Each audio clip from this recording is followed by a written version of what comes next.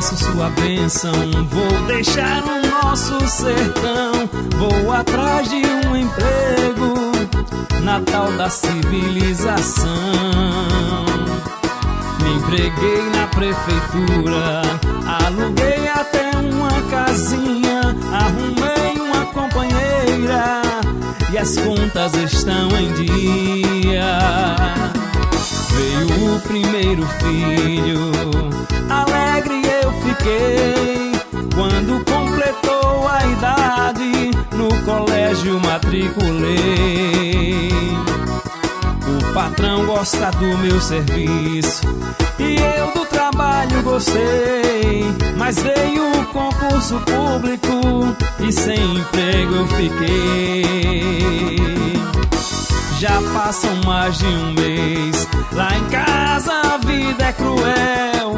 As contas estão atrasadas, água, energia, aluguel. Não tive oportunidade nenhuma de estudar. O mesmo acontecerá com meu filho, porque pro sertão vou voltar. Vou voltar, pro meu sertão eu vou voltar.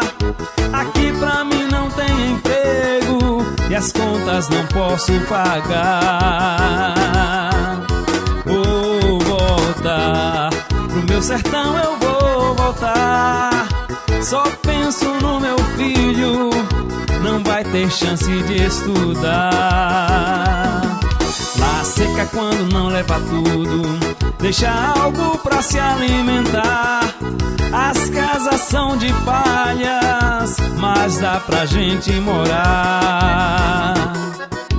Esse é o nosso Brasil, esse é o nosso Brasil. Quem não tem uma educação não terá uma profissão.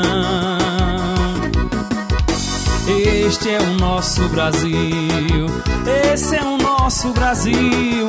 Quem não tem uma educação não terá uma profissão. Este é o nosso Brasil, este é o nosso Brasil. Quem não tem uma educação não terá uma profissão.